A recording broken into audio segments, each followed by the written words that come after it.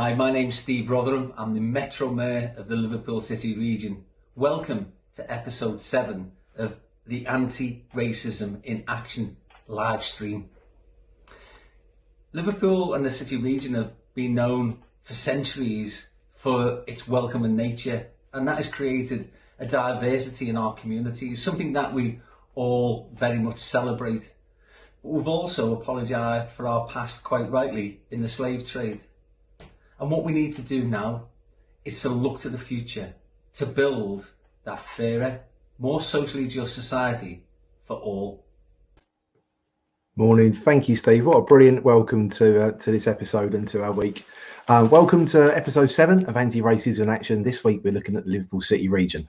I have got to do a total confession. I've always had a real soft spot for Liverpool. Every time I've ever been to the whole region, I've been made incredibly welcome.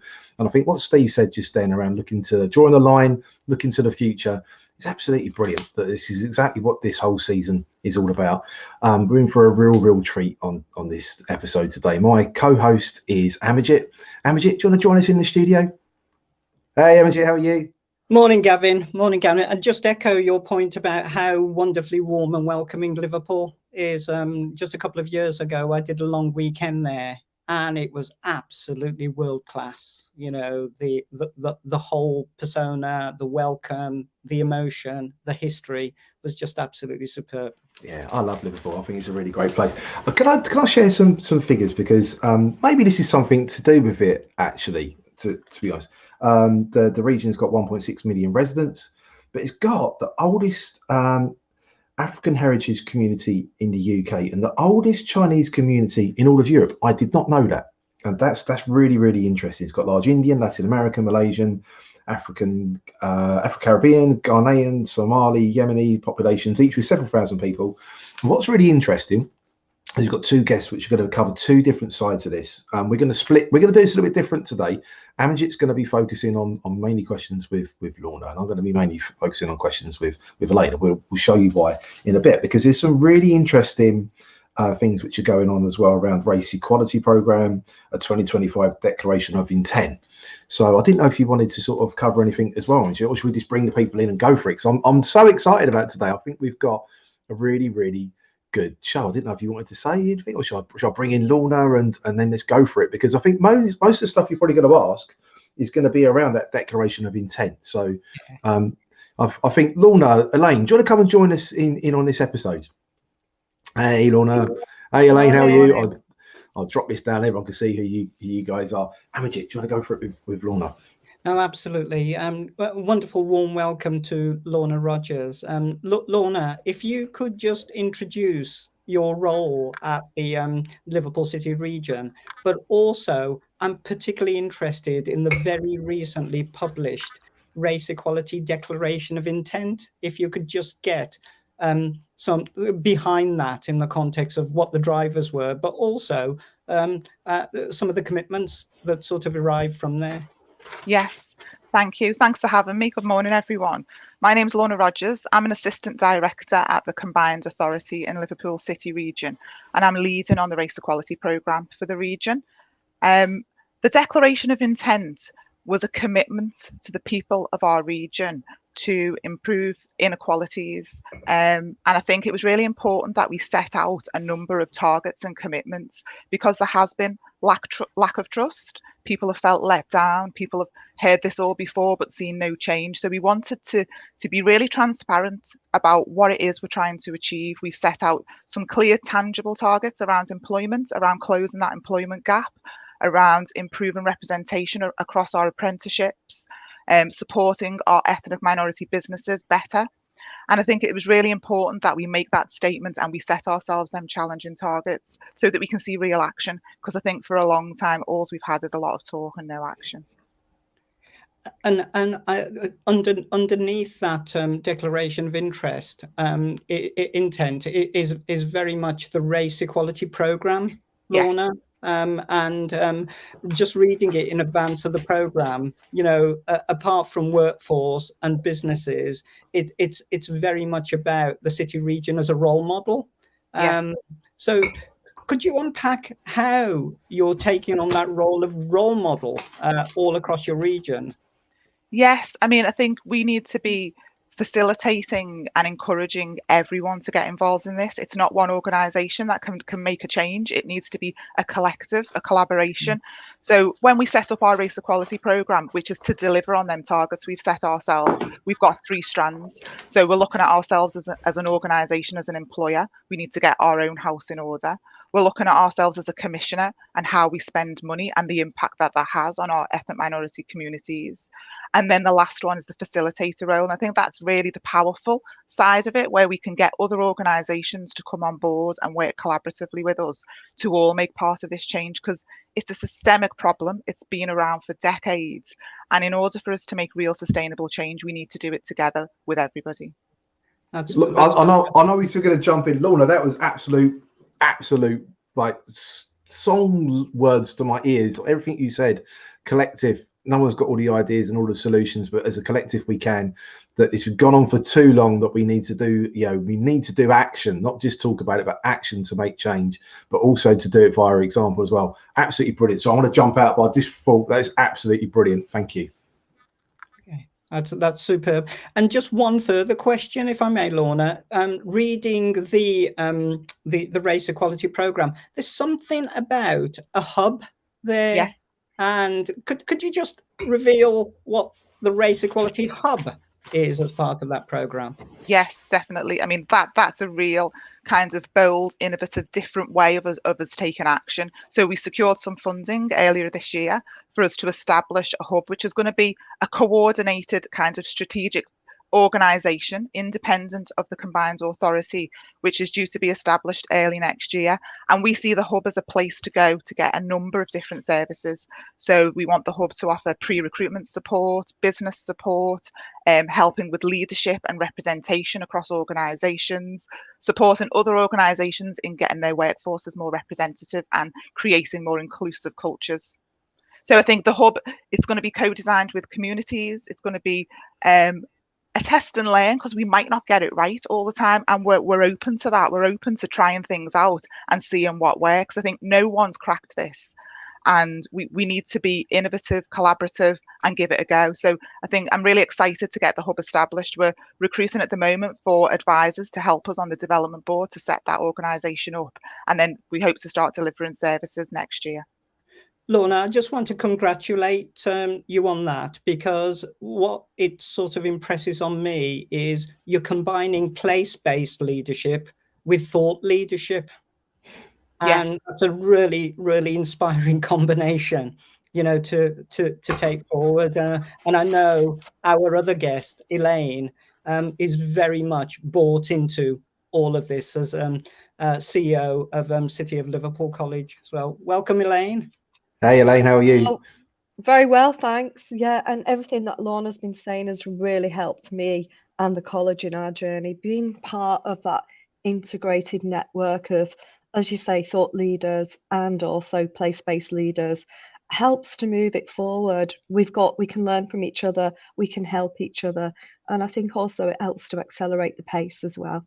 So it is something that makes, I think, Liverpool and the Liverpool City region great, and it also is what helps us to move this agenda forward.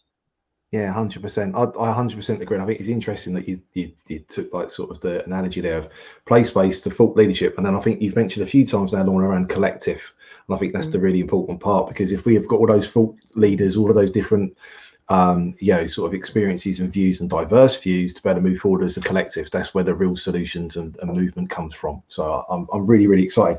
Elaine, you've been so patient. So it's now I'd like to sort of talk to you. Morning, how are you? So just to introduce Elaine, you're CEO and principal of City of Liverpool College.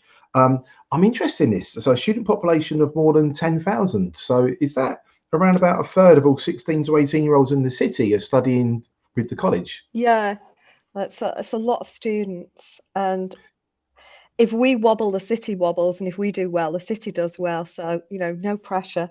Yeah, no, totally, and it's okay to have a wobble. Do you know what I mean? We've can also sort of highlight as well that you're the EDI champion for the LEP, and also I'm going to talk to you a little bit in a bit about this. Is it the Race Equality Business Support Group that I wanted to that you're sort of leading on as well? Is that correct? I'm not leading on it. I'm supporting it. Oh, right, okay. It has its own black chair, which was Lorna, and then we've got a new chair now as well. But it is a subgroup, and it's something about the work that we were doing on the LEP. Again, it's all about this integrated network. So the LEP has been taking a good hard look at itself in terms of its anti-racism work, both as an employer, but also as a main business network. So what are we doing to make sure that we're, helping, supporting and educating all of our businesses to become anti-racist? And also, what are we doing to ensure that we're reaching out and we've got the right support for Black-owned businesses? So that's where the LEP was, and we've been working with Lorna very much with the Combined Authority to help set that up.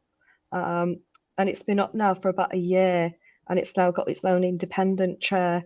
So it's, I don't want to take any of the credit for that. It's just the work of the LEP trying to become better at what it does as well. And there's still a lot more work to be done.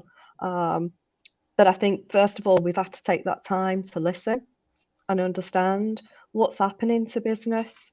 What more can we do to help those businesses, and what are the key issues?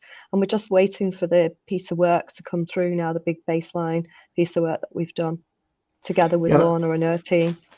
That sounds really, really cool. I know that you've also been looking at diversity of boards across the region as well. So how is that going? It's been a year, did you say, that this has been going? So how much sort of impact has that made in the year, and what's the sort of vision for the future for that?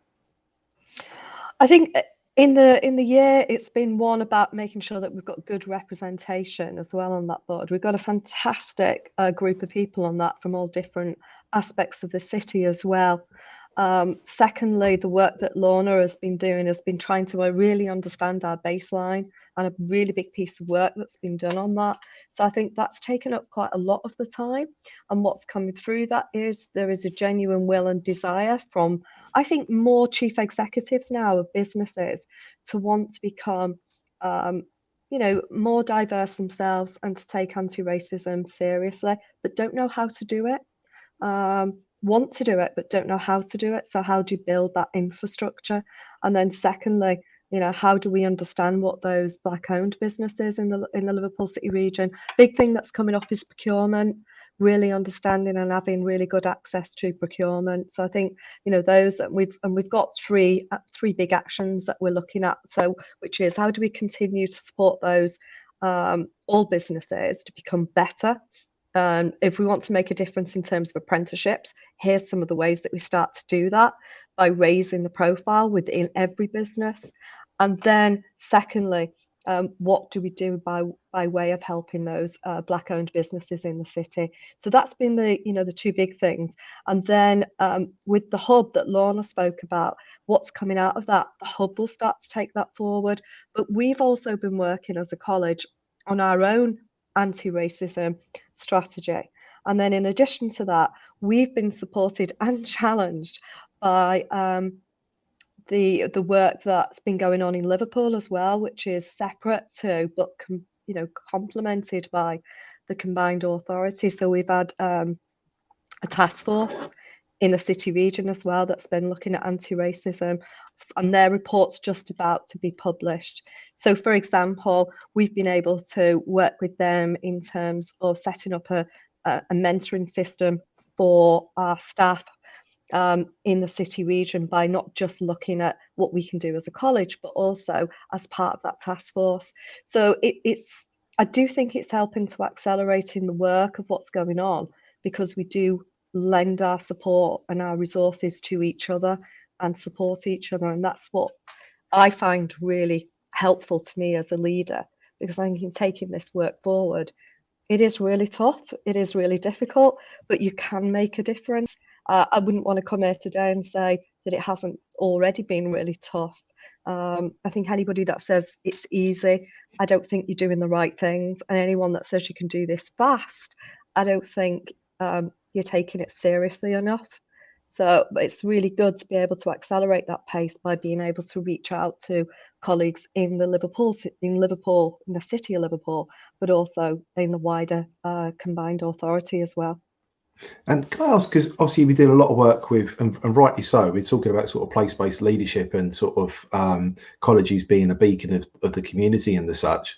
How is your work with outside of the college, with like the authority, helped sort of you in the college actually come up with different strategies and views? Obviously working with Black FE Leadership Group as well, just sort of thinking of different ways to share ideas for different leaders or leaders of the future that are out there in FE, as to things that they can do and ways that they can work with different people to be inspired and to actually take action points forward, really.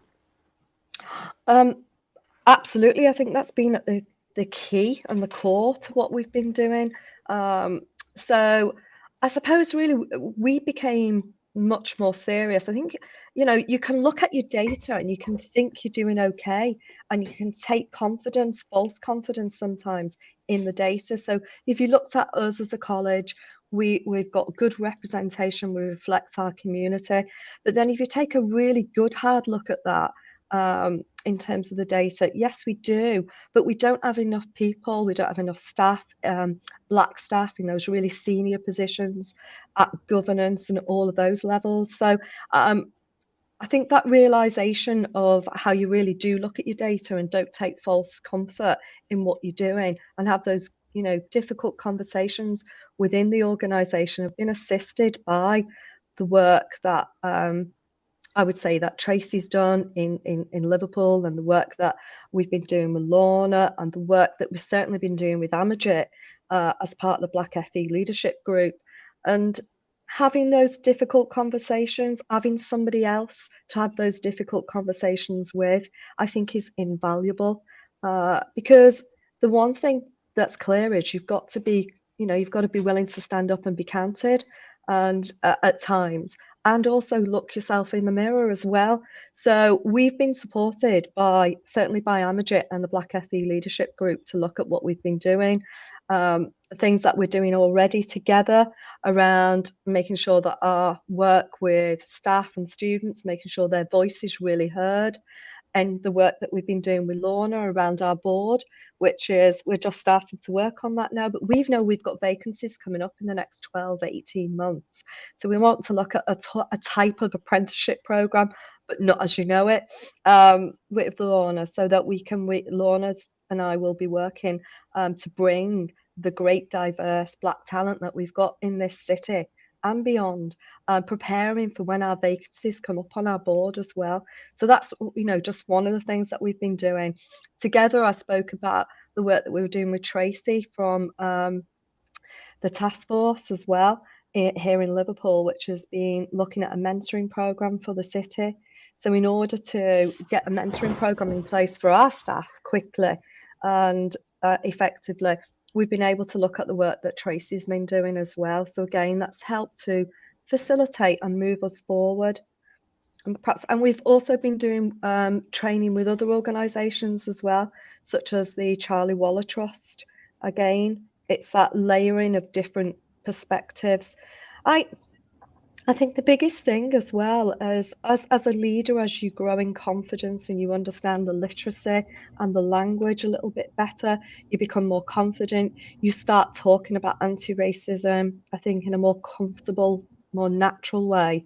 And it just raises the whole stakes across the organisation. And I think people realise that we're more serious, we're authentic, and our staff and our students start talking back to us. And when they start talking back to us, we really start to understand where are the barriers, and don't take false comfort in the data, but really start to understand actually what is really holding us back. How do we make this a better place? How do we really learn better from those lived experiences, and how do we change?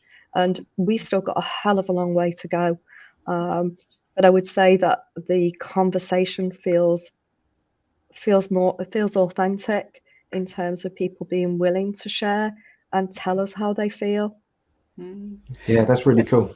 Gavin, can I just piggyback on some of the things Elaine said to bring in Lorna? Lorna, Elaine started to talk about the opportunities, but also some of the challenges, including, the authentic vulnerabilities that you have as a leader.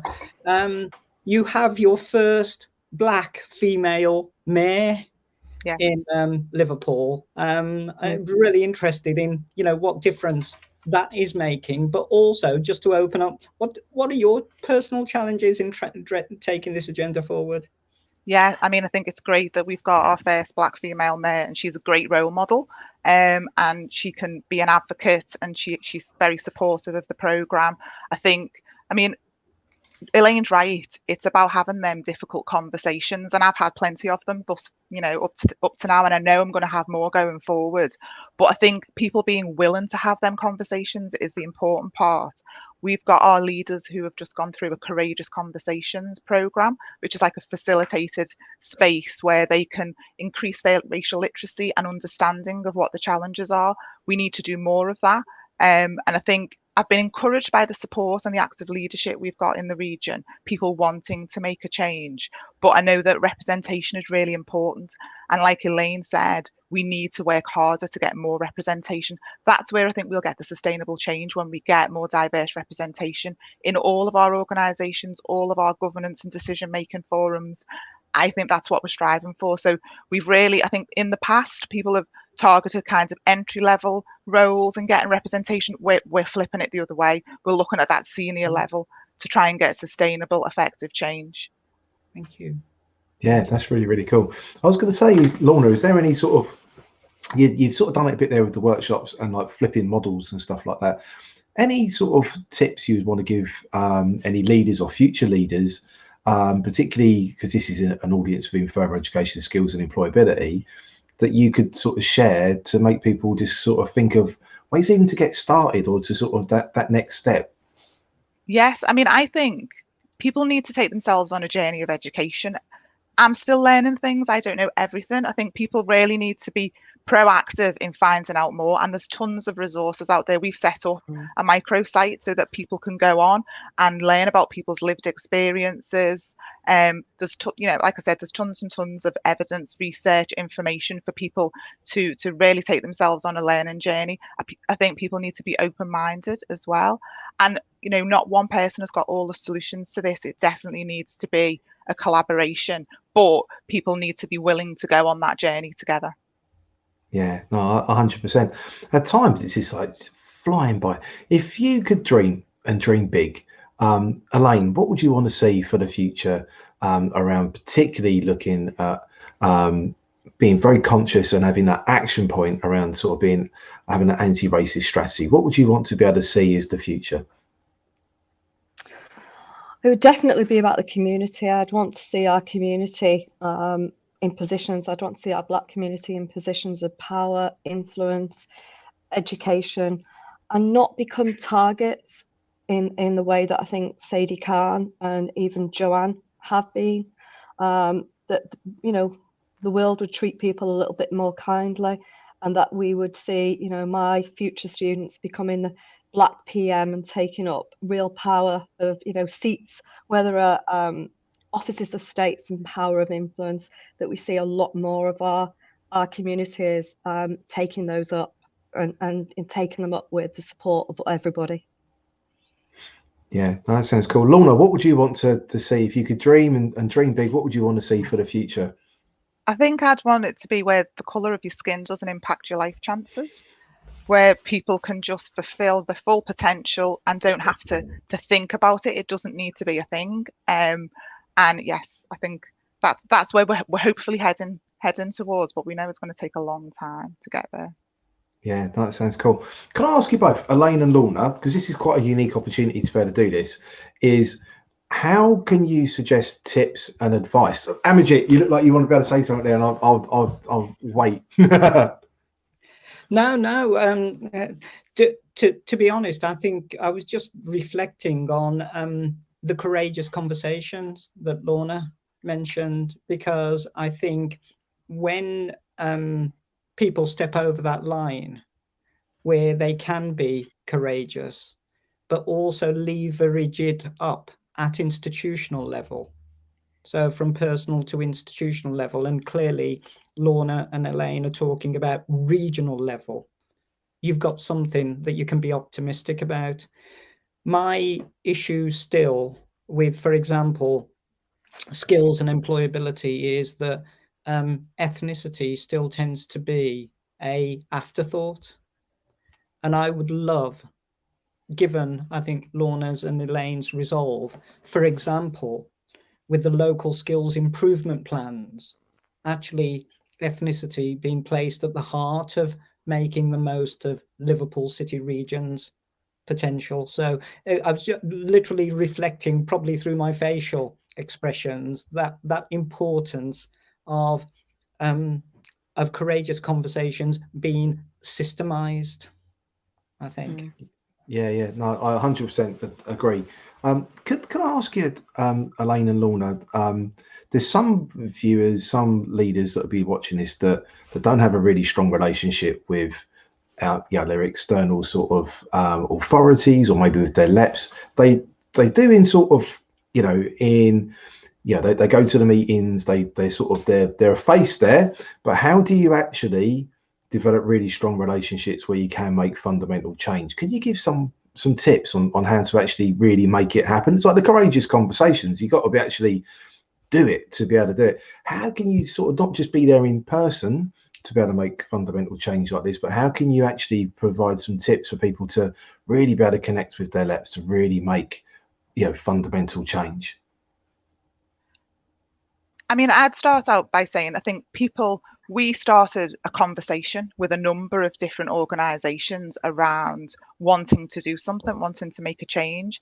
And I've been kind of really encouraged by the number of people that have come forward, and they've heard about what we're doing and they want to get involved. So the network has just grown kind of organically. We just set out our intention of wanting to do something after the murder of George Floyd. And I think it's just gathered momentum. And now we've got a number of different networks and forums of people coming together to collaborate on different aspects of the race equality programme. I think it is just reaching out to people and asking, can we work together on this? We've got a willingness, we want to make a change. How do we do it together? I think things are often, better done together than people doing it in isolation. So 100%. I think it's just people putting their hands up and saying, who wants to come in and help us on this journey? Yeah, I would echo cool. that. I think it's really important to be open and make sure that communities know that you're open to suggestions as well. And the way that you recruit and the way that you bring on board that talent as well, we've looked at that. We've also had to, as a LEP, we've also had our own training and had to bring in external organisations to give us that challenge. So I think there are things that we do differently now that we probably wouldn't have done in the past if we hadn't have also, had that internal challenge. So I agree with Lorna. It is about, I think, being open to being vulnerable sometimes invites trust a little bit more. And I think that's what we've been. We've been willing to be vulnerable. Willing might be the wrong word, but I think that vulnerability has been there for all to see. And I do think when you're vulnerable, authenticity comes to the fore. And then those organisations, I think, will trust a little bit more. So it has been about that, showing that side of ourselves as well. Yeah. And Gavin, that's absolutely true, because it's actually this morning we're embarking upon the first day of a research program inside Elaine's college. So one of our researchers is basically embedded in the college for the next fortnight, actually having some of those lived experience conversations with students. Yeah, no, that's really cool. Amajit, we're so nearly out of time, but is anything you'd want to add around sort of tips to better encourage leaders to better reach out to their wider, to be sort of place-based leaders, but to be able to actually engage more, to actually make, not just talk, but action, to actually be able to make change?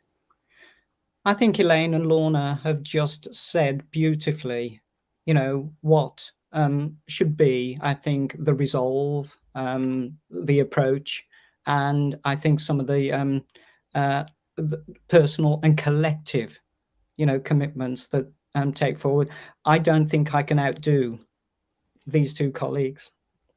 No, not at all. And I think that's today. I've really enjoyed it, and we're completely at the end. So I just want to do a massive thank you to everyone. But the massive thank you really is just being open and honest, talking about authenticity, talking about vulnerability, talking about ways to better work together. Not everyone's got all the ideas, all the solutions, but as a collective, we're getting closer and closer to better get there. And it's all on a journey. It's all taking steps, isn't it? And I just wanted to say thank you so much, Lorna, Elaine, for joining us. This is a total collaboration between FE News and Black FE Leadership Group. Stella has been absolutely amazing in getting all of these things together. Amajit, what a really great show that you guys put together today. Thank you. From FE News end, Leah, thanks for making all the magic happen in the background. Kelly and Finley as well. This is episode 7. This series is going so fast. Next week we've got episode 8. It's going to be on Scotland. It's going to be really, really interesting. That's the penultimate episode in the series. I can't believe how quick it's flown by. I've really enjoyed today's episode. I hope you, the audience, have too. We'll see you next week, and I hope today has inspired you to address those vulnerabilities. It's okay. No one's got all the answers. We can all just move forward together. Thank you, and see you really soon. We'll see a lot of you at AOC. Bye. Okay. Bye. Bye. Thank you.